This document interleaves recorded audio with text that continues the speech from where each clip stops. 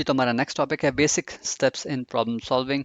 तो हर कंपनी को problems face करना पड़ सकती हैं। उन प्रॉब्लम्स को बेहतर तरीके से हल करने के लिए, एड्रेस करने के लिए 7 स्टेप्स जो है वो फॉलो होने चाहिए। तो स्टेप्स एक एक करके डिस्कस कर लेते हैं। First one is define the problem and establish an improvement goal. तो पहले आप मसले को बेहतर तरीके से डिफाइन करें, क्योंकि ये कहा जाता है कि अगर आप मसले को बेहतर तरीके से डिफाइन कर पाएंगे तो आधा मसला तो आप वहीं पर हल कर पाते हैं। ठीक है, तो डिफाइन करने का मतलब ये है कि आपको मसला आ क्या रहा है, कब से आ रहा है, और उससे आपको नुकसान क्या हो रहा है, ये लिखा जाता है। और इम्प्रूवमेंट गोल ये होता है कि आप उस मसले के अंदर क्या बेहतरी चाहते हैं, कब तक ये बेहतरी कर लेंगे। ठीक है, और इस बेहतरी करने के बाद क्या इम्प्रूवमेंट आ जाएगी।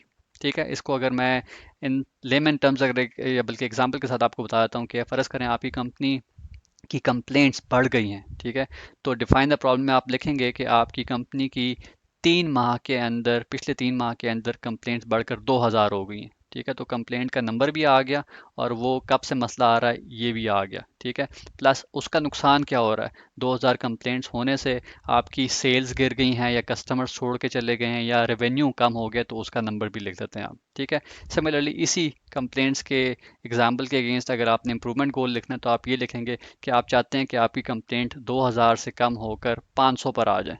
ठीक है, बिल्कुल ख़त्म तो नहीं कर सकते, तो 2000 से आप 500 पर लाना चाह रही हैं, आपका इंप्रूवमेंट गोल है। कब तक करेंगे जी, अगले माह में या 2 माह के अंदर मैं करूँगा। और ये करने पर बेहतरी क्या आएगी, जो भी आपने सेल्स या रेवेन्यू के लॉस या कस्टमर्स के छोड़ के जाने के नंबर्स लिखे होंगे उनको आप बताएंगे कि उससे फिर ये बेहतर हो जाएंगे। ठीक है, तो जो भी मसला है, आप फ़र्ज़ करें अगर वो सेल्स, अगर मसला आपका ये है कि जी आपकी सेल्स कम हो गई हैं, तो उसको भी डिफ़ाइन कर सकते हैं इसी स्टेज के अंदर। लेकिन जो भी मसला आप डिफ़ाइन करेंगे उसके अगेंस्ट सेकंड स्टेप में आपने उसके अगेंस्ट डाटा कलेक्ट करना होगा। ठीक है, ताकि आप ये बता सकें कि मसला एग्जैक्टली आ कहाँ पे रहा है और क्या आ रहा है। ठीक है, कंप्लेंट्स अगर हैं तो आप देखेंगे कंप्लेंट्स के डाटा को एसेस करेंगे कि कंप्लेंट्स किस टाइप की बढ़ गई हैं, कहाँ से ज़्यादा कंप्लेंट्स आ रही हैं, किस सर्विस की आ रही हैं। ठीक है, तो डाटा कलेक्ट करना होता है उसके लिए। सेल्स की अगर मसला आ रहा है, रेवेन्यू का मसला आ रहा है, ठीक है, कुछ भी मसला आ रहा है, डाटा लाजमी कलेक्ट करना है उसके अगेंस्ट के जिन दिनों में वो मसला आ रहा है, ताकि आप एग्जैक्ट अंदाज़ा लगा पाएँ कि मसला आ क्या रहा है। तो डाटा कलेक्शन सेकंड स्टेप हो गया। थर्ड ये कि वो डाटा आपने कलेक्ट कर लिया उसको एनालाइज करना है, ताकि मसला आपको आ क्या रहा है वो उस डाटा के ज़रिए आप पता लगा पाएंगे जब डाटा आप रिव्यू करेंगे। फोर्थ स्टेप हमारा होगा कि जब आपने डाटा भी कलेक्ट कर लिया और उस मसले को एनालाइज भी कर लिया, तो अब आपका नेक्स्ट काम है कि आप उसके अगेंस्ट हल ढूंढें। ठीक है, तो 3 4 जो है उसके अगेंस्ट हल जो है वो एसेस किए जाते हैं, ढूंढे जाते हैं, जनरेट किए जाते हैं।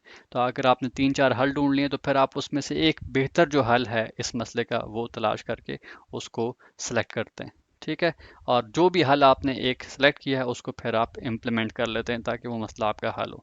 और मसला हल करने के बाद आपकी ओवरऑल मसले का हल तो चले निकल आया उस टाइम पे, लेकिन ये कि आप चाहते हैं कि आप मॉनिटर भी करें उसको, ताकि वो जो आपने जो सोल्यूशन इम्प्लीमेंट किया है वो सस्टेन भी रहे। ठीक है, बाज़ औक़ात ऐसा होता है कि आप उस मसले को उस टाइम के लिए तो हल कर पाते हैं, लेकिन वो महीने या 2 महीने बाद दोबारा रीकर कर लेता है। तो मॉनिटरिंग आप कुछ अरसे के लिए उसकी करते हैं ताकि ये एश्योर किया जा सके कि वो जो हल आपने उसके लिए ढूंढा है वो सस्टेन भी कर रहा है, वो मेंटेन भी रहा है। ठीक है, तो ये ओवरऑल बेसिक स्टेप्स हैं। आई होप आपको आज का ये टॉपिक बेहतर तरीके से समझ आया होगा। Similar sort of short videos को बेहतर तरीके से समझने के लिए हमारे इस चैनल को सब्सक्राइब कीजिए। Thank you for watching this video.